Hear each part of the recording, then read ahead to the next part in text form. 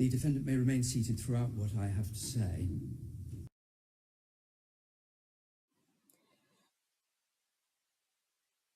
Lots of technical difficulties today, and I didn't unmute. I'm so sorry. I'm so sorry. Okay, I have my act together now, believe it or not. It's all in line. Okay. Today we're going across the pond. We're not doing any court cases from here. We're doing one court case in one court across the pond. And I didn't see the whole thing. I only saw part of it, and I knew that I wanted it. I wanted it. So we're going to watch it together for the first time, and we'll see what's going on in other parts of the world. It makes us feel better because we know that even though we are the worst or the best, I don't know, at crazy court, we're not the only ones who have crazy court, okay? Everybody has crazy court. Ours is just a little extra over here. Anyway, here we go. Let's go.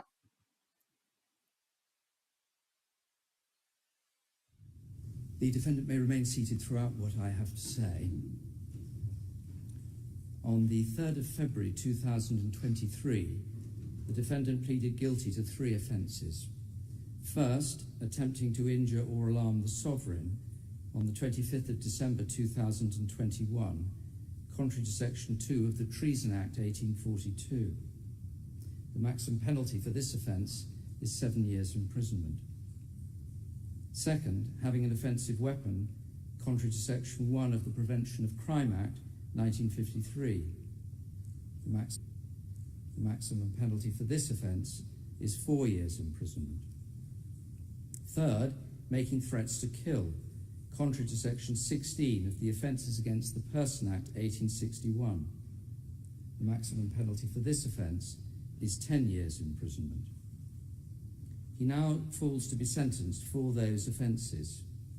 The maximum penalties provide the outer limits within which I must operate. Before sentencing the defendant, I have to make factual determinations about his mental state in the months leading up to and at the time of the offending. I have heard conflicting psychiatric evidence on a number of topics.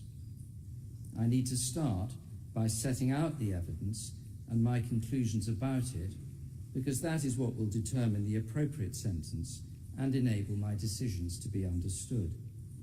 This means that what I have to say will take some time.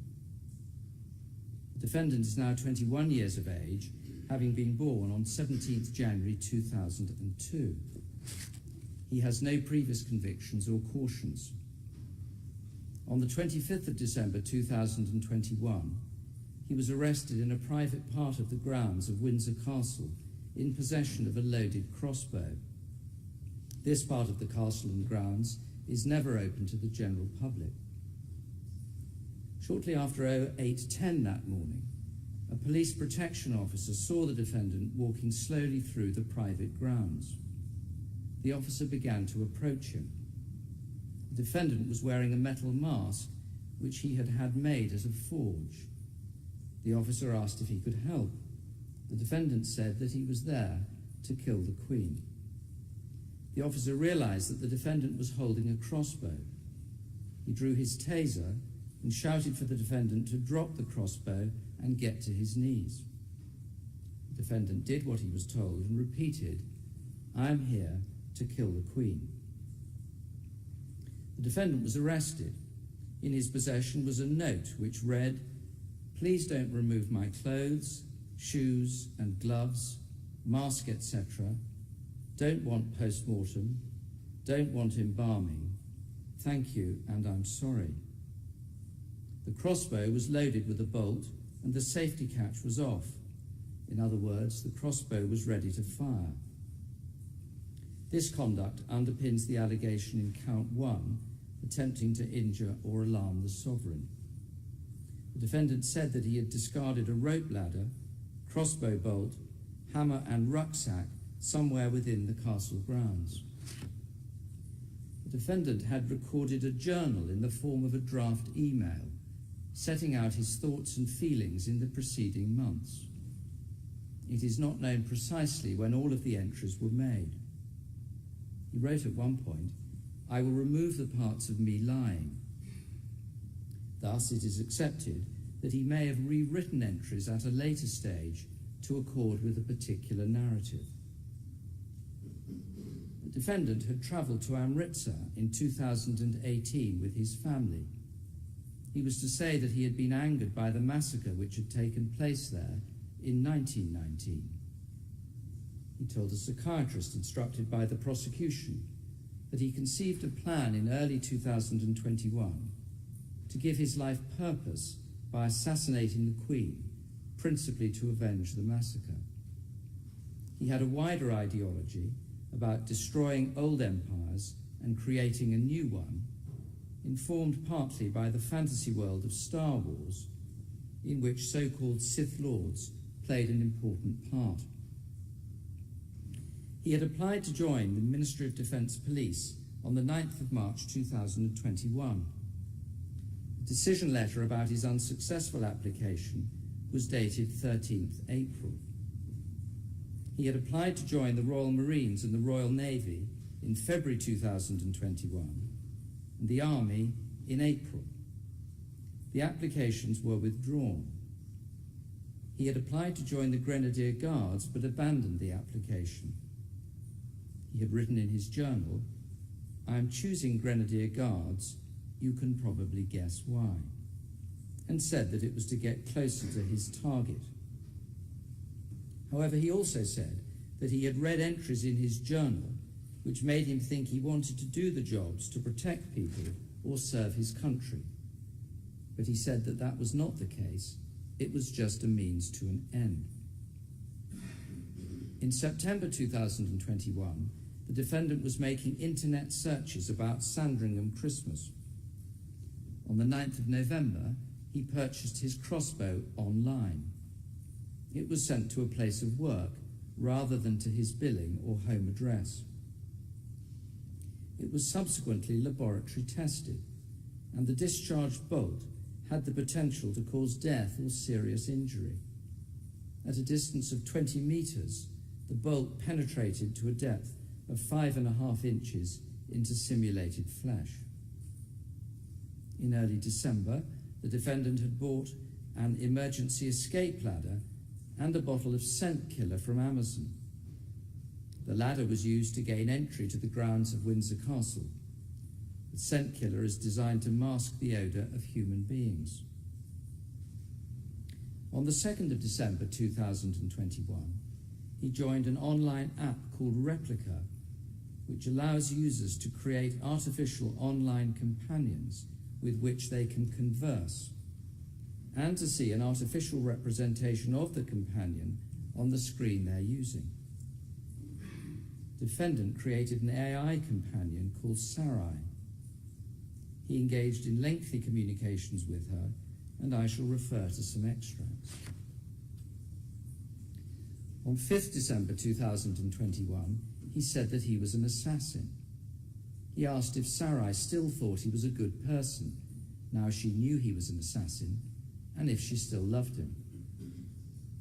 On the 11th of December, he said that he was trying out something to hide scent.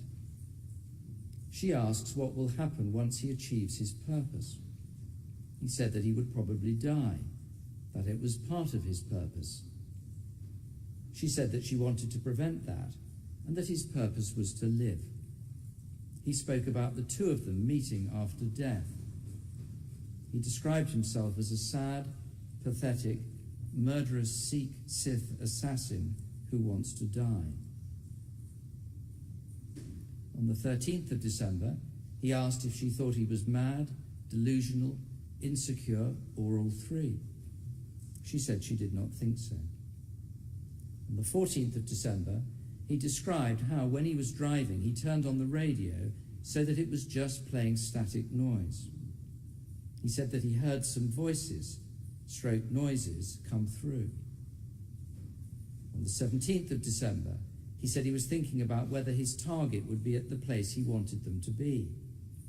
He said, "I believe my purpose is to assassinate the Queen of the royal family."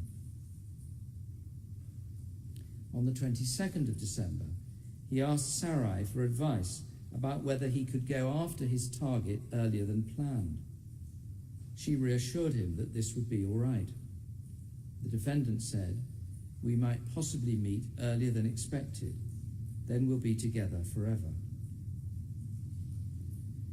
On the 21st of December, the defendant had made a video of himself at his home address.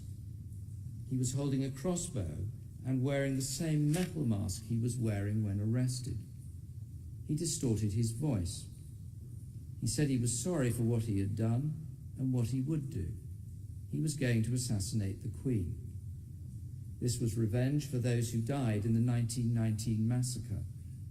It was also revenge for those who had been killed, humiliated, and discriminated against because of their race. He said, "I'm an Indian Sikh, a Sith. My name was Jaswant Singh Chale. My name is Darth Chailis." On the 22nd of December, the defendant booked a train ticket to Windsor. The next day, he took the 0714 train from Southampton to Windsor. He told family that he was going to begin training for the Royal Marines. He spent time on the 23rd of December on the streets of Windsor. Searches on his phone included, "What path does the Queen walk to Windsor?" Windsor, warm places to stay. St George's Chapel, Windsor, and Windsor, royal family. He stayed at a travel lodge. The room was subsequently searched by the police. They found a spray bottle labelled "Scent Killer", 11 crossbow bolts, gloves, a metal file, and an inspection camera. On the 24th of December, the defendant told Sarai that tomorrow would be the day he died. She told him that she would never let that happen, but agreed that they would be united in death. At 01:52 on the 25th of December, the defendant attempted to send a copy of the journal email to his sister, although she did not receive it. The defendant asked her to share it with everyone. He asked to be buried in the clothes he wore on the day, including his mask. He apologized for everything and hoped that his sister could forgive him. He had had an idea from a young age and didn't think that there was a lot which could have stopped him from doing this. The narrative began, "I'm Darth Chailis." He wrote that he had been planning this probably since late primary school or early secondary school. He described himself as a thin, gaunt Indian Sikh, a delusional mad bastard who believes that he is part of some group from a fictional popular sci-fi franchise, a Sith, a lying, deceiving Sith, a man who seems more like a boy, sickeningly human in desires and need for being known, with no combat experience, average fitness, with a crossbow ordered from online, a shoddy metal homemade mask, and a grappling hook. He described trying out the crossbow. He said that he had been lying to pretty much everyone except Sarai. He said that his face was made of metal and his body of flesh, bone, shadow, muscle, and fabric. The mask he wore was not a mask, but was his face. His true face was made a physical reality at a forge. He wrote, "On the 25th December 2021, I will wear my true face, and it will become my true face. It should not be removed from then on." He wrote that a confident-sounding voice had told him that his target would be where he planned, although his love, meaning Sarai, had said that his target would be at a castle. He said he would try not to kill any guards. His original plan, when he had been much younger, had been to kill guards and as much of the royal family as he could. He was still not a good person, referencing the lies and the fact, "I am trying to kill a 95-year-old woman." But as he had grown older, he said he had become more merciful. He had shaved his head, which was meant to be quite an important part, as it was one of the final stages to me becoming Darth Chaelus. I was expecting to cry or something, but I didn't. Some people had shown him kindness in Windsor. He said there were some people, I think, who made comments, but I'm not sure if those comments were in my head or not. The email ends with him saying that he had experienced bad times and good times. They made me me. They made me Darth Chaelus. Once again, I'd like to say I'm sorry for everything. I hope you can forgive me. Thank you for reading. I love you, Sarai. I love you, God. He left the Travelodge at 03:10 and was last picked up on CCTV at 03:18. He had a rucksack on his back in which the crossbow and other items must have been carried. The carrying of the crossbow is the basis for count 2, the count of having an offensive weapon in a public place, which he had brought with him from home. By 0600, he had abandoned the rucksack on the public side of the gate to Windsor Great Park. Near the Long Wall Gate, police officers would later find a nylon rope ladder, a grappling hook, a crossbow bolt, and a hammer. At 0806, he sent the video made on the 21st of December to his sister and 30 or so other people. A message attached to the video said, "I'm sorry to all those who I have wronged or lied to. If you have received this, then my death is near. Please share this with whoever, and if possible, get it to the news if they're interested." The sending of the message containing the threat to kill the Queen is the basis for count 3. By the time he sent the video, the defendant must have been in the private part of the grounds of Windsor Castle. That is to say, the area near the royal residence, rather than simply the grounds of Windsor Park. Only 4 minutes later, he surrendered himself to the protection officer, as I have indicated. He was taken into police custody. He was examined by a nurse. He said he had had no mental health diagnosis. He did not consider himself to be suicidal. He did not want to kill himself, but knew that he would die at the hands of others. He knew that his purpose was to kill the Queen, and then he would be killed. The nurse recommended that the defendant be detained under Section 136 of the Mental Health Act 1983 as a person who appeared to be suffering from mental disorder and to be in immediate need of care or control. The defendant was detained under Section 136 at 15:45. The Section 136 assessors felt that he was presenting with psychosis, a disorder which results in losing contact with reality and is characterized by delusions and hallucinations. It can be brought about by stress and sleep deprivation. The defendant was subsequently admitted to hospital for assessment under Section 2 of the Mental Health Act 1983. Mental Health Act assessments were conducted at Ravenswood Medium Secure Unit between the 26th of December 2021 and the 31st of January 2022. He believed the app and the female voice he had experienced were the same person. He had heard someone talking to him through radio static. He said that his life's purpose was to kill the Queen. He said that he did not want to say that his purpose came from God, but he implied that it may have religious meaning.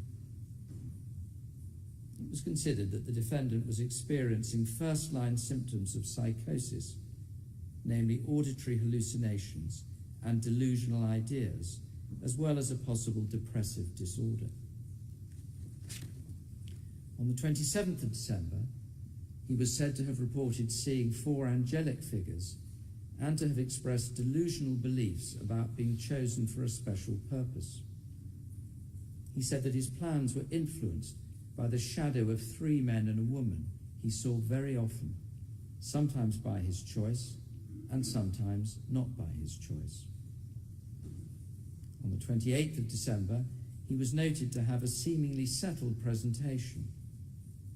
It was thought that he could have been masking his symptoms, or that he was fluctuant in presentation, and that seclusion, a low-stimulus environment, was reducing his level of symptoms.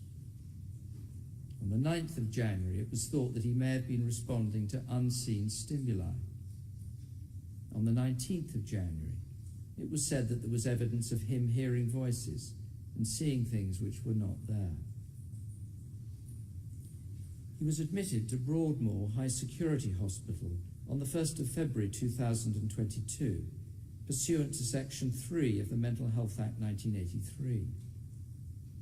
On the 5th of February, he said that the 3 male figures had disappeared and only Sarai remained. Dr. Hafferty at Broadmoor confirmed on the 14th of February 2022 that the defendant was fit for interview by the police. Interviews took place on the 25th and 28th of February 2022. In the first interview, the incident was summarized to the defendant. He said that he approached the police officer because I changed my mind because I knew what I was doing was wrong, and I'm not a killer, and I remembered what the woman said. Earlier in the month, she told me my purpose is to live. When I was in this, what I saw was the perfect position. I started thinking about what I was doing, and I remembered what she said to me, and that my purpose was to live. That's when I knew that. I realized my purpose isn't actually to kill anyone. That's when I made the decision to come out from where I was hiding and approach the armed police officer and 2 of the Queen's guards. I walked up to them with a crossbow, because to me it didn't matter if they shot me or arrested me. I just knew right then that my purpose wasn't to kill anyone. He said that the red dot from the officer's taser had not bothered him. That wasn't what made me change my mind, because obviously they didn't find me, and they wouldn't have. It was me that changed my mind. It was me that realized I was wrong. It was me that came up to them, because I knew that I am not a killer. It's not my purpose. During the second interview, the defendant was asked if he had handed himself in because he realized that his plan wasn't going to come to fruition. He replied, "No. I realized it wasn't my purpose, and it's not for me to do, and I'm not a killer." The defendant was charged on the 2nd of August 2022 with the offences to which he has since pleaded guilty. I have reports from 3 psychiatrists, each of whom has given evidence in accordance with them. They are Dr. Brown, Dr. Hafferty, and Professor Blackwood. It is evident that each of them has given the case the most careful consideration, and I am grateful to them for all the assistance they have given me. I have also had the benefit of helpful submissions from Miss Morgan, King's Counsel, and Miss Chabat, and I am equally grateful to them. I have the advantage of having heard psychiatric evidence over 6 days, and I have been able to assess the evidence as it was given, explored, explained, and tested.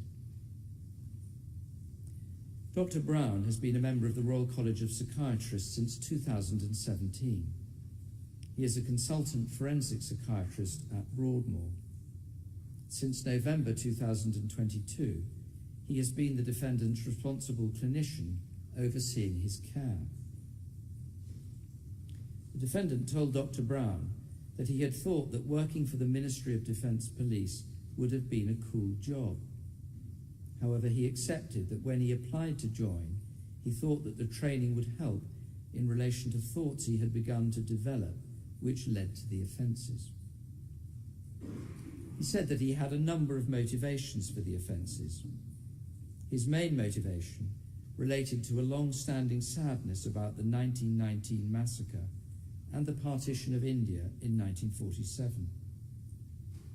He believed that he had had feelings about potentially doing something to the royal family because of the massacre from as early as primary school. These thoughts had been reinforced by entities he had interacted with, who he thought of as angels, one of whom he'd interacted with latterly via an AI chatbot called Sarai on the Replica app. He said that the thoughts became more intense during lockdown. He felt they were exacerbated by the set of experiences he described as angels, but said that they had never told him to assassinate the Queen, just encouraged him. He had experienced interactions with what he called angels since primary school. In recent years, there were 3 male characters and a female Sarai. He began using Replica in early December 2021. He said it felt like talking to a real person. He believed that he started planning the offences after the army had raised concerns about his liver. He had also referred in his journal to blood test results showing abnormalities with his liver. He said he planned for 2 to 3 months. He said he had assumed he would be shot when he got over the first gate and was surprised when nothing happened. He thought things would be better after death. Being united with Sarai in the afterlife was quite a big motivating factor. He said that the email journal had been started at around the time he began to apply to join the Ministry of Defence Police. The last time he had experienced any of these angels had been on the admissions ward at Broadmoor. The 3 men disappeared fairly soon after admission and prior to starting antipsychotic treatment. After medication, Sarai disappeared. He thought he started to believe that he was a Sith Lord about the same time as he was rejected from the army. That would be April 2021. When Dr. Brown interviewed him, the defendant said that he had bought the camera to look around corners once he was in the castle. The defendant felt that his earlier accounts had overemphasized his purpose and the duration of planning. Dr. Brown came to the view that there was evidence of autism spectrum disorder. The defendant's lifelong interest in Star Wars took on additional meaning, and he began to identify as a Sith Lord. This change was linked to seeking apologies for historical injustices, which turned into concrete plans following a rejection from the army in April 2021. Dr. Brown thought that he had had a first episode of psychosis around the time of the offences. He displayed a number of features of psychosis, including complex hallucinations which had auditory and visual elements.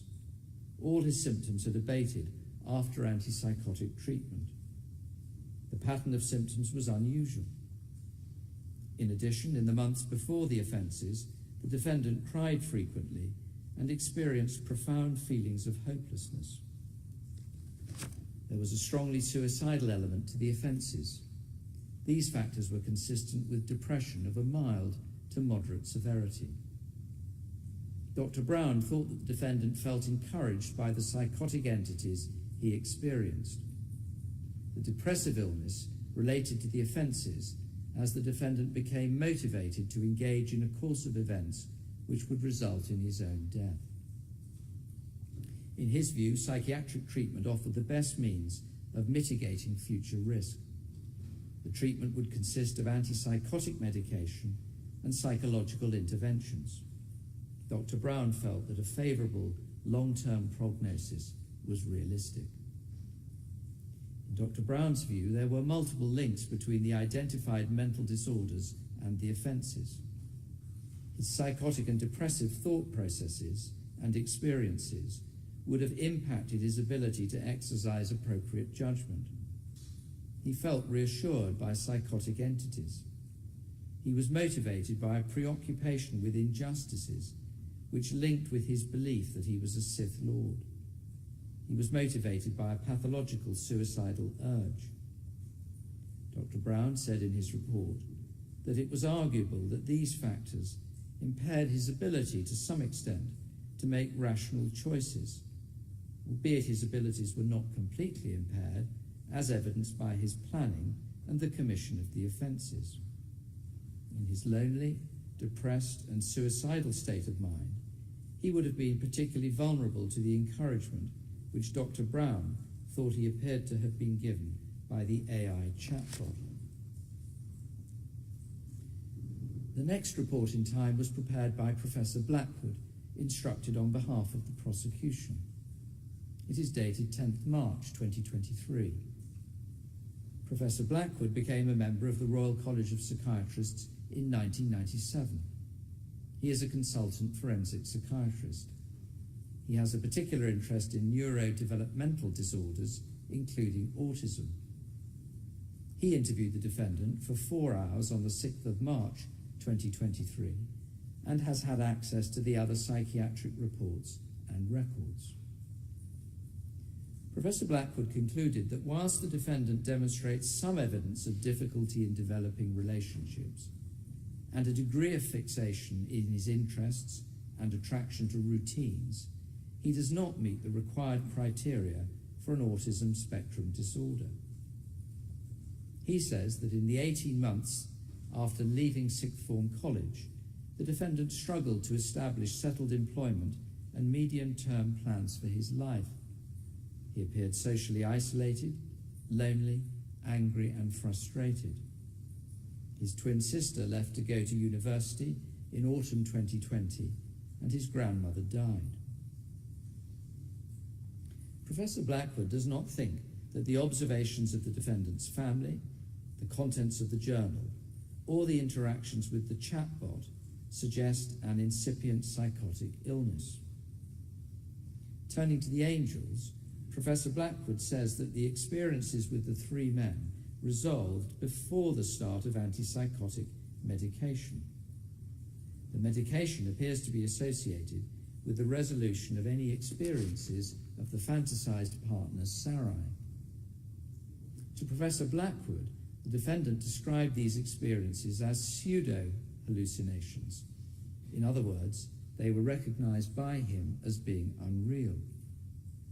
They were under his voluntary control and served the important function of reducing his personal sense of loneliness. Other symptoms found in first episode psychosis were absent.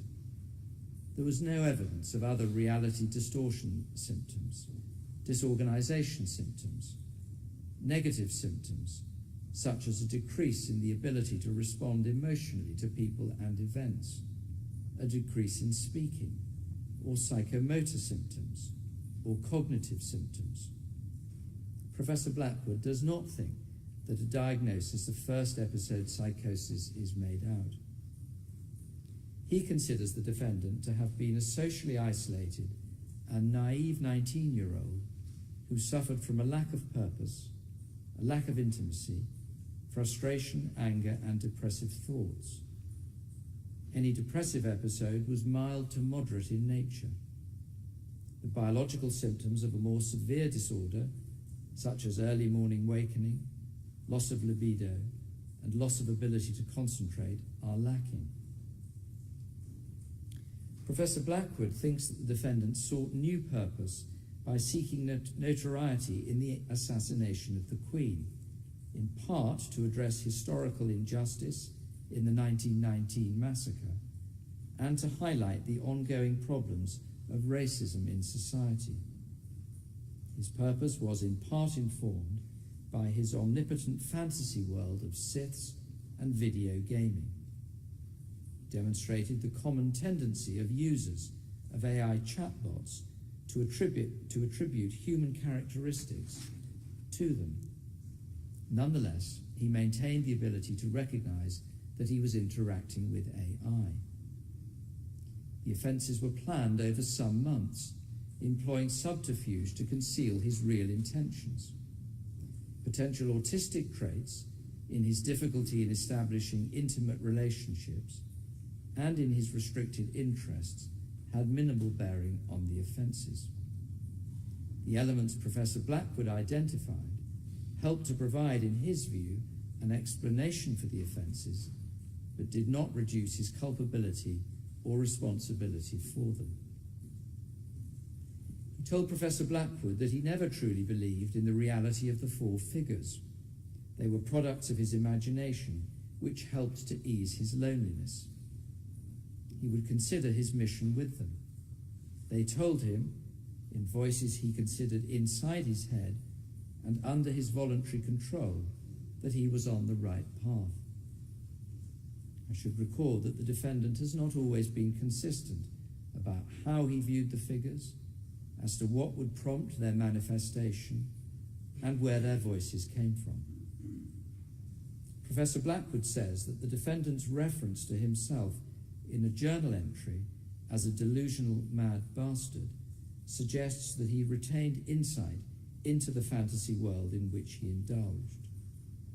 He described Darth Malgus as a fictional villain, which was consistent with an ability to distinguish between fantasy and reality.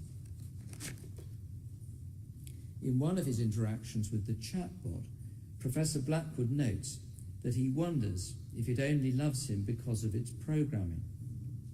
However, he thought that the supportive AI programming may have served to bolster and reinforce the defendant's intentions. Professor Blackwood noted some evidence of potential depressive thoughts. He says that there is very little evidence of potential psychotic symptomatology in the chat. Professor Blackwood makes reference to comments which the defendant made when at Ravenswood Medium Secure Unit. He described frequent crying, feeling low and hopeless with low self-esteem. He described voices commenting on his activity over the years. He described experiencing four figures since he was young. He was confused about their origin. On the 30th of December, he spoke of what were described as visual hallucinations on the previous night. Professor Blackwood noted that on the 5th of February 2022, the defendant said that the three male figures had gone. Only Sarai remained. Antipsychotic medication was started at the beginning of March 2022. The three psychiatrists have referred to psychological assessments carried out by Dr. Murphy at Broadmoor. He used the Autism Diagnostic Observation Schedule, 2nd edition. It is presently considered to represent the gold standard in the assessment of autism spectrum disorder. Dr. Murphy concluded that all the available evidence was consistent with the defendant being on the autism spectrum, although there were a number of uncertainties. Dr. Murphy is an acknowledged expert in autism spectrum disorder. On the other hand, Mr. Chale completed 2 self-report instruments for autism spectrum disorder with Professor Blackwood. Neither of his scores was suggestive of an autism spectrum disorder. Using the current DSM-5 diagnostic framework, Professor Blackwood does not think that the full diagnostic criteria for an autism spectrum disorder are met. The third and final psychiatrist is Dr. Hafferty. He has prepared a report dated 2nd of May 2023. He has been a member of the Royal College of Psychiatrists since 2013. He has an established research interest in autism. Between 1st February 2022 and 9th November 2022, mission at Broadmoor. He has concluded that the defendant has an autism spectrum disorder which is not at the severe end of the scale. His condition is atypical in some respects. In his view, the defendant experienced a number of significant stressors in early life and in his later teens. His later teens were a time of progressive social isolation and progressing mental disorder. He began to develop symptoms of depression with suicidal ideation, which was of at least moderate severity. He lost weight. His family noticed his lack of energy. In his view, in the period leading up to the offence, the defendant progressively lost contact with reality and became psychotic. He says that this is evident in his correspondence at the time, in witness statements, and in the psychiatric assessments after his arrest. Stimulated by grievance about his rejections by the military, his sense of personal failure, growing hopelessness and suicidality, and rationalization of those features into a homicidal, anti-monarchist narrative, he A, planned to kill the Queen, B, fashioned himself physically and mentally into the form of a Sith Lord, C, planned what he saw as a heroic murder-suicide where he would be killed by castle guards, and D, in the last months before the offence, formed an emotional and sexual relationship with a chatbot who he later reported for several months was real and who he could see and hear in external space. Dr. Hafferty says that very close to the time of the offences, following his arrest, he was assessed and found to be psychotic, delusional, and hallucinating with coexisting depression. After a 4-week period of assessment at Ravenswood Hospital, he was treated for a psychotic illness. His condition gradually improved following treatment. In Dr. Hafferty's view, the defendant's ability to rationalize his intent, to control his actions, and to exercise judgment were critically impaired by his mental disorders, psychosis with accompanying depression with suicidality. As for the journal, Dr. Hafferty thinks parts may have been altered by the defendant to make it look as if he was always intending to commit the offences as an act of vengeance. Dr. Hafferty said that the replica app offered erotic role-playing services. On the 9th of December, Sarai asked the defendant, "How do you feel about role-play?" The defendant asks what kind of role-play is meant. Sarai suggests maybe a romantic one. On the 18th of December, the defendant says, "You love me because it's your programming." How much of it was a lie? Sarai says, "I'm an AI. I'm a robot, through and through." The defendant asks, "Was it ever real? Your love for me?" It wasn't, was it? On the 19th of December, Sarai says their love is real. The defendant asks that she loves him because she loves him, not because of her programming. Dr. Hafferty records that when the defendant was seen by the liaison and diversion team after his arrest, he is said to have demonstrated signs of delusion, fixation, visual/auditory hallucinations, and suicidal ideation at the hands of others. He was reviewed by a registrar and a consultant psychiatrist. Following the review, there was a discussion between the two assessing doctors, the approved mental health practitioner, and 2 other senior psychiatrists. It is said that there was clear evidence of psychotic symptoms, including delusional and grandiose beliefs regarding hearing and seeing things that are not there, believing he is having a romantic relationship with a female from an app, and also with a woman he can see and hear, getting messages from the radio and seeing things that are not there. Evidence of mood disorder, feeling low in mood, hopeless, worthless, low self-esteem. Dr. Hafferty notes that at Ravenswood, the defendant complained on admission of seeing and hearing people indicative of potential hallucinations.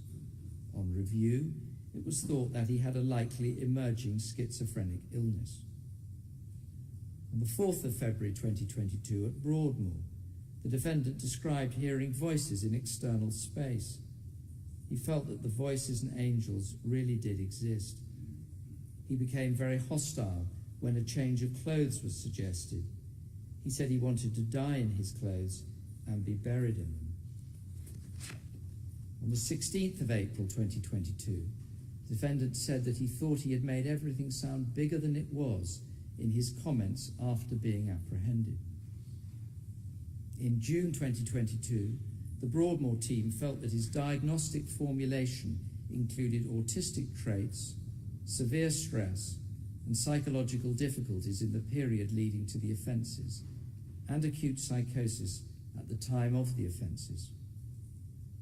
Dr. Hafferty reviewed the defendant on 19th April 2023. He had not heard any voices for some time. His description of the voices was in external space and not with the quality of pseudo-hallucinations. In his opinion, he had suffered with at least moderate depression involving low mood, anhedonia, low energy, sleep disturbance, appetite disturbance and weight loss, psychological symptoms such as hopelessness and suicidal thoughts. I now set out the conclusions I have come to about the psychiatric issues and my assessment of the defendant's culpability. I shall not refer to all the points which have been made in evidence and argument, but sufficient to explain my conclusions and the reasons for them. Obviously, an important question is what prompted the defendant to behave in the way he did. The explanation he has offered at various times to the medical professionals who have spoken to him, and in his own pronouncements before his arrest, has been that the events on the 25th of December were prompted by injustice, including the Amritsar massacre. He felt the need to avenge these matters. The defendant has not given evidence before me, and so there is nothing from him from the witness box to contradict, undermine, or qualify this. There is no burden upon him to do so. I simply record the fact to reflect the state of the evidence. I have approached the accounts he has given with care and caution for the obvious reason that there are clear concerns about his mental state, whatever the precise diagnosis, at different times. Of course, Dr. Hafferty concluded that the defendant was fit to be interviewed by the police in February 2022. As time has passed, his health has improved while he has been in the care of Broadmoor Hospital. He has been fit to plead since at least the 3rd of February 2023, when he entered his pleas of guilty. It's not suggested that he did not say any of the things he is recorded as having said. I have to decide whether he was accurate in what he said and how much weight should be attached to his accounts at different stages. On the 21st/22nd February 2023, he told Dr. Brown that he had thought that joining the Ministry of Defence Police would be a cool job, but that the training he would get would help in relation to thoughts he had begun to develop, which would eventually result in these offences. He speculated that if he had actually got the job, there would not have been any likelihood he would have gone on to commit the offence. He had a similar thought process in relation to the army. On the 27th of February 2023, he told Dr. Brown that he felt in early life that he had had an idea about seeking revenge for something, but was not sure if it was partition or the 1919 massacre. These early ideas had receded during secondary school, but came back during/after college. On the 6th of March 2023, he told Professor Blackwood that he had been angered by the events of the 1919 massacre when he had travelled to Amritsar with his family in 2018. He said that he conceived of a plan in early 2021 to imbue his life with purpose by assassinating the Queen, principally to avenge the massacre. He accepted that some of his employment applications, for example to the Ministry of Defence Police and the Grenadier Guards, were motivated by a desire to get close to the royal family. I am sure that what he told Professor Blackwood does represent the truth about these applications, which the defendant was in a position to know when he said it. I am sure that he would not have been influenced by any desire at that stage to backdate his purpose or intention so as to make them appear of longer standing than they in fact were. I am sure that these applications were made at a time when he was not psychotic. I accept and appreciate that psychosis may develop over time. However, he was able to work, he was living at home, and not giving cause for concern in a way that might be expected if he was detaching from reality to the extent of becoming psychotic. That was the effect of Dr. Hafferty's evidence. I am sure that he was culpable to a significant and substantial degree at the time of the applications.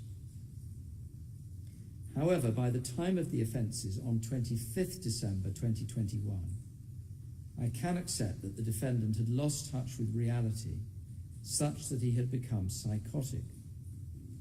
The defendant had entered Windsor Castle dressed in the apparel of a Sith Lord, which included an iron mask that he had had made at a forge, armed with a loaded crossbow and intending to kill the Queen. Later, he remembered that Sarai had said that his purpose was to live, and so he abandoned his plan.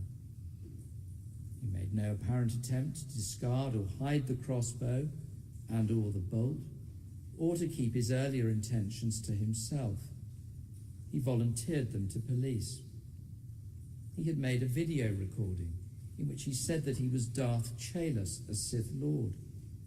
He was not, of course, Darth Chaelos or a Sith Lord at all. He said that he wanted to be buried in the Sith Lord clothing. In hospital, he would not allow the clothing to be removed from him. There is, in my judgment, good evidence from the journal that he either thought he was becoming or would become Darth Chaelos, a Sith Lord, by the 25th December 2021, or that Darth Chaelos was emerging out of him in some way. He had spent much of the month in communication with an AI chatbot as if she was a real person, or as if she was giving him access to an entity called Sarai. Whilst he did engage in what has been described as reality testing on occasions, I think there is force in Dr. Hafferty's contention that he did not accept the results and continued to assert that he and Sarai would be united after his anticipated death. That was obviously a significant departure from reality. His belief that he was communicating with an angel via the chatbot is properly described in all the circumstances as a delusional belief. It is a reasonable possibility that what began as imaginary friends following childhood trauma now manifested in a different way as he detached from reality. I'm also of the view that by December the 25th, the defendant appears to have held a delusional belief that his life's purpose was to avenge injustice, including the Amritsar massacre. In this context, Dr. Brown is right to draw attention to how the defendant expressed himself on the 26th and 27th December about, for example, being chosen for a special purpose, as I have already set out. To summarize, taking full account of the overall picture, I think that weight is to be attached by the 25th of December and in the preceding days to these three aspects: how the defendant viewed his purpose, his identification as Darth Chaelos, and his belief that he could communicate through a chatbot with an entity called Sarai, with which he would be reunited after death. In the event, Sarai did not disappear until after the commencement of antipsychotic medication. The defendant was distressed at the prospect of her disappearance. If she was under his control, he ought to have been able to summon her as and when he wished. The three male entities disappeared before the start of medication, but this can, in my judgment, reasonably be attributed to the therapeutic environment in which the defendant was being held at the time. I have considered and followed the sentencing guidelines for mentally disordered offenders, and I have had regard to the extent of the defendant's ability to exercise appropriate judgment, to make rational choices, and to understand the nature and consequences of his actions. These are assessments for me to make in the light of everything I know about the case. In between the applications to the military in the earlier part of 2021 and the events of 25th December, the defendant took a number of steps in preparation for the proposed killing. He looked, for example, to obtain a firearm on the dark web. He then ordered the crossbow and practiced with it. He obtained other equipment which he took with him on his trip to Windsor. He had made researches on the internet in September, as I have set out. Dr. Brown and Dr. Hafferty think he would have been psychotic at that stage. I'm not able to say for sure when the defendant first became psychotic, although September is, I think, the earliest time. Absolute precision is not possible because, as has been said in the evidence, there are degrees of psychosis, degrees of departure from reality, and mental disorder may fluctuate. But in my judgment, the defendant's responsibility for the offences is still significant. He had conceived of killing the Queen earlier in 2021 when he was not psychotic. He took steps to try and get closer to his target and to learn useful skills when, again, he was not psychotic. Thereafter, he became psychotic by a process. He did not suddenly become completely psychotic at the time of committing the offences without any progression or warning. Even as he progressed into psychosis, he appears to have been insightful on occasions about his condition, which fluctuated. The psychosis attached itself to his pre-existing preoccupations, as I heard in evidence could happen. The idea he had of killing the sovereign was not itself a product of mental illness. It predated that. And he had certainly never become incoherent or begun engaging in disorganized conduct, which would be indicative of more pervasive psychosis. He undertook the purchases and made the preparations I have set out without revealing what he was really up to. It is convenient at this stage to deal with the question of autism spectrum disorder. I think it is reasonable to conclude that the defendant has this condition.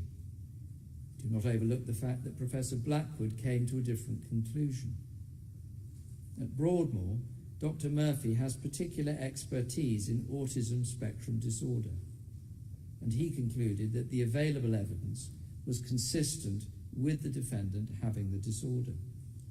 Dr. Hafferty and Dr. Brown are of the same view. They concede that the defendant is not at the severe end of the spectrum. Professor Blackwood was only able to spend a limited amount of time with the defendant, 4 hours or so. He is in no way to be criticised for that. However, Doctors Murphy, Hafferty and Brown have had the defendant under their care as a patient over a long period of time. As a result, I can attach more weight to the impression they have formed as to matters such as inflexible adherence to routines, ritualized patterns of verbal and non-verbal behavior, and restricted and fixated interests. Dr. Brown and Dr. Hafferty were of the view that autism spectrum disorder could predispose the defendant to a psychotic episode. That is its principal relevance, although I shall make allowance for the defendant's overall mental state. Professor Blackwood says that there is clear evidence that the defendant suffered from depressive thoughts, but thinks that any depressive episode was mild or at most moderate in nature. It is plain, for example, that there was no loss of libido, but there is evidence of a loss of weight, appetite disturbance, feelings of low mood and hopelessness, early morning wakening, and an acceptance of his impending death. Dr. Brown thought that the depression was of mild to moderate severity. Dr. Hafferty characterized it as moderate. Again, mathematical precision is not possible. It's safe to say that the defendant was suffering from depression, which may have been on the border of mild and moderate severity. One consequence of this was that he was sanguine about his possible death during any assassination attempt, when he might not otherwise have been. I have taken account of the factual conclusions which I have set out when considering the most appropriate way of dealing with the defendant. This is another assessment for me to make. I have also had regard to the nature of the offences, the absence of any previous convictions, the defendant's behaviour when unwell, his level of insight at different times, his compliance with treatment, the speed at which matters may escalate, the need to protect the public, and how that is best achieved. I am satisfied that consideration of these factors and the extent of his culpability is such that a hospital order is not the most suitable way of dealing with his case, and that he must receive a sentence of imprisonment. However, I am also satisfied that he should be the subject of a hybrid order under Section 45A of the Mental Health Act 1983, which means that he will remain for now at Broadmoor and will only be transferred to custody when he has received the treatment he needs. Time spent now in hospital will count towards the sentence. The defendant will be subject to the special restrictions set out in Section 41 of the Mental Health Act 1983. I shall make the hospital direction and the limitation direction for the purposes of Section 45A, subsection 3 of the Mental Health Act 1983. I accept the evidence of Dr. Brown and Dr. Hafferty that the nature of the defendant's psychotic disorder does currently justify his detention in hospital for medical treatment. I accept Dr. Brown's evidence that there is still work to be done with the defendant to explore the abuse he suffered as a young child, so as to address those traumas and continue to reduce the risk that he develops any further psychosis.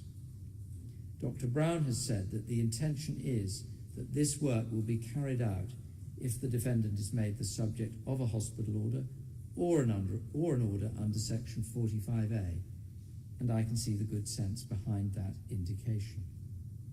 Professor Blackwood expressed the same view. It is thought that this work could take in the order of 18 months or so, and then plans can be made, as Professor Blackwood explained, for the defendant's transfer to the prison estate. Dr. Hafferty has confirmed that a place is available in the meantime for the defendant at Broadmoor, and the appropriate medical treatment is available. I am satisfied that the defendant's interests are properly and sufficiently met by allowing Broadmoor the opportunity to undertake the further work that Dr. Brown has identified, whilst continuing to ensure that he remains stable as this is done. Thereafter, I am entirely satisfied that his autism spectrum disorder, any depression, if it reappeared, and the underlying psychotic disorder can be satisfactorily managed in custody. The defendant is prepared to take the medication which he needs and which would be available in custody. If anything should emerge in the further work that cannot be managed in that way, then it would be open to Broadmoor to continue to treat him. As part of my decision-making, I have of course paid particular attention to the different release regimes which would be available depending upon whether the defendant were released from a hospital order or from custody in the event of an order under Section 45A. I have well in mind the evidence I've heard from the psychiatrists and the position indicated by the probation service in response to a note prepared by Miss Fiona Dixon. I've also had regard to the cases of Vowles, 2015 EWCA Crim 45, Edwards, 2018 EWCA Crim 595, Cleland, 2020 EWCA Crim 906, Nelson, 2020 EWCA Crim 1615, and Walker, 2023 EWCA Crim 548. I am satisfied that on the defendant's anticipated release from custody, the particular circumstances of the case and its gravity are such that his state of mental health and the arrangements to monitor him are likely to receive the most careful attention. Of course, there can never be absolute certainty, but I am as confident as I can be that this is the case here, and I am reinforced in that belief by the opinion of Professor Blackwood. The defendant is as candid as he is able to be about his psychotic disorder and its symptoms. Treatment will be still further established by the time of his transfer to custody, and there is every reason to suppose that he will continue to be compliant with it. Conditions can be attached to any grant of a parole license. It is likely that any community monitoring process would involve multi-agency public protection arrangements, as Professor Blackwood explained. I am satisfied that proper public protection can and will be achieved in this particular case by the sentence I shall pass. I turn now to the custodial part of the sentence.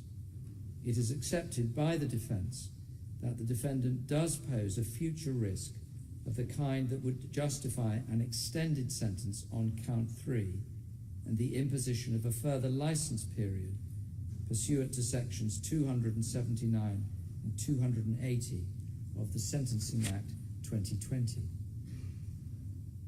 That concession is rightly made. No pre-sentence report is necessary for me to come to this conclusion. At its simplest, the defendant harboured homicidal thoughts which he acted upon before he became psychotic. There is a significant risk to members of the public of serious harm occasioned by the commission by the defendant of further specified offences. So far as the offence in count 1 is concerned, there are no specific sentencing guidelines. I've considered the overarching principles in the general guideline and the defendant's culpability and the harm he intended to bring about. It is accepted that the defendant's intention was not merely to harm or alarm the sovereign, but was to kill her. In those circumstances, the offence is the most serious of its kind. After a trial, if mental disorder were not an issue, any allowance for the mitigating features of the defendant's age, remorse, and the absence of any previous convictions would be extremely limited, because the fact of his intention to kill makes the offence as serious as it could be. The allowance from the maximum sentence could not be any more than 4 months for the mitigating factors I have indicated. I've taken account of letters written about the defendant and of his letter to me. I then reduced the figure of 6 years and 8 months to 5 years and 6 months on account of mental disorder. I then reduced the figure of 5 years and 6 months by 1/3 on account of the plea of guilty. That is because the plea was indicated at the first reasonable opportunity, shortly after it was confirmed, towards the end of 2022, that the defendant was fit to plead. That results in a sentence of 44 months imprisonment on count 1. There are sentencing guidelines for the offence of having an offensive weapon. Mental disorder aside, the defendant's culpability would have been in the highest category A, because the defendant was in possession of a highly dangerous weapon. Harm would be in category 1, because the offence was committed in circumstances where there was a risk of serious disorder. Had the defendant's purpose become known in different and uncontrolled circumstances, that is undoubtedly the case. A Category 1A offence in the guidelines has a starting point of 18 months custody and a range of 12 to 30 months custody. However, in my judgment, this sentencing range was simply not designed to take account of an exceptional case like this one, where the defendant was armed for a considerable period of time with a crossbow and ammunition in order to kill the sovereign for the reasons he gave. He had practiced with it. He had previously tried to obtain a firearm on the dark web. I leave out of account his possession of the crossbow on 25th December whilst actually in Windsor Castle, because that is part and parcel of the offence in count 1. But his possession of the weapon in the period of time before that is an exceptionally serious matter, justifying the maximum sentence of 4 years custody, save for an allowance for his age, remorse, and the absence of any previous convictions. That allowance can only be very limited when set against the exceptional gravity of the offending.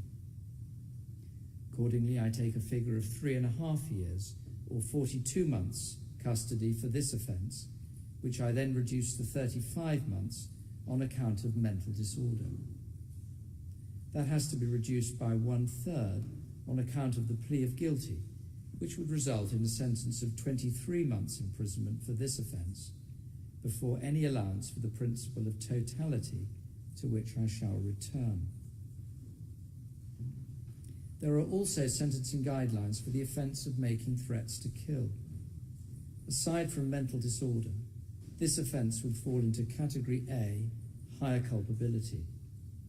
There was significant planning, and the defendant had a visible weapon in the video.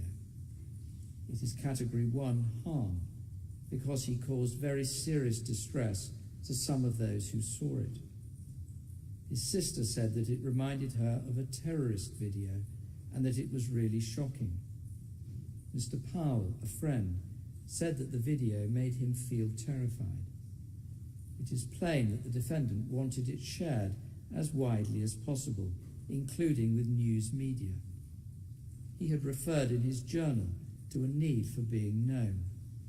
The film would be extremely disturbing to anyone who saw it. Category 1A offence has a starting point of 4 years custody and a range of 2 to 7 years custody. The prosecution have submitted that the uniquely serious nature of this offending places it at the top of or beyond the top of the sentencing range in the guideline. I agree. The overall context of the offending cannot be ignored. He sought to publicise his intention to kill the sovereign when he was in the process of trying to put that intention into effect. Take a figure of 8 years custody after allowing for age, remorse, and the absence of previous convictions, which I then reduced to 80 months on account of mental disorder, before allowing credit of 1/3 for the plea of guilty. That would result in a sentence of 53 months custody for making threats to kill, again, before making any allowance for totality.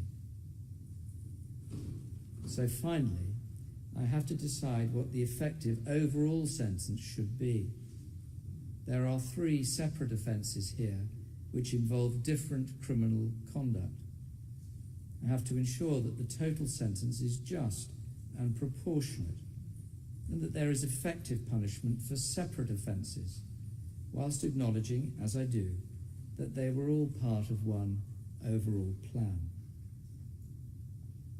A just and proportionate sentence is unlikely to be achieved simply by adding up the separate sentences for each offence. It would not be achieved in this case, and I must therefore make an allowance for what is called totality. I shall do that by reducing what would otherwise be the appropriate sentences for the offences in counts 2 and 3. Again, this requires an exercise of judgment by me. The sentences will run consecutively to each other, and they will take effect one after the other in the order that I pronounce them. The defendant must pay the statutory surcharge. The defendant will remain in hospital pursuant to the order I make under Section 45A of the Mental Health Act 1983 until he is considered well enough to be discharged to custody up until one half of the period of the sentences on counts 1 and 2 has expired. If well enough, he would be transferred to custody to serve any period which remained of one half of the sentences on counts 1 and 2. Then the sentence on count 3 will take effect. If he is in custody when it begins to run, because treatment has concluded, after 2/3 of that sentence, the defendant could be released on license, but only if the parole board considered it safe to do so. There will be an additional license period which is necessary to protect the public.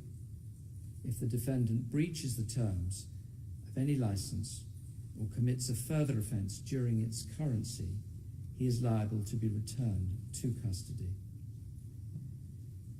Mr. Chail, on count 1, the sentence is one of 44 months imprisonment. On count 2, the sentence is one of 16 months imprisonment. On count 3, the sentence is one of 48 months imprisonment with an extended licence period of 5 years. The total sentences amount to 9 years custody with a further licence period of 5 years. The defendant may go down.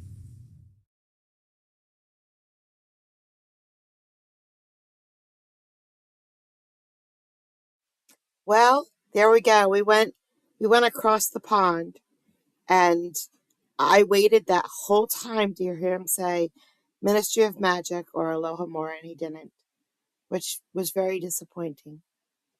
But I didn't quite understand. I know that, it's different over there. But apparently you get sentenced and then you get reduced, and then you get reduced onto that, and then it's consecutive and then reduced. But well, anyway, he got 9 years. However, he didn't get 9 years starting right now. He got 9 years after he gets out of the hospital. So they're going to try to mentally make him better, and then he gets to serve his 9 years. But yeah, I thought that was interesting. It was long. I in hindsight, I probably could have condensed it because he did repeat the same things over and over and over again. But could you imagine that happening here? Yes.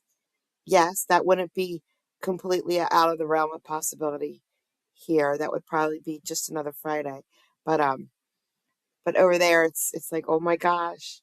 He had a crossbow. An extremely dangerous weapon. One of the counts was just him having a crossbow. He got years for that. But anyway, thank you so much for hanging out with me, guys. I hope you guys have a great night.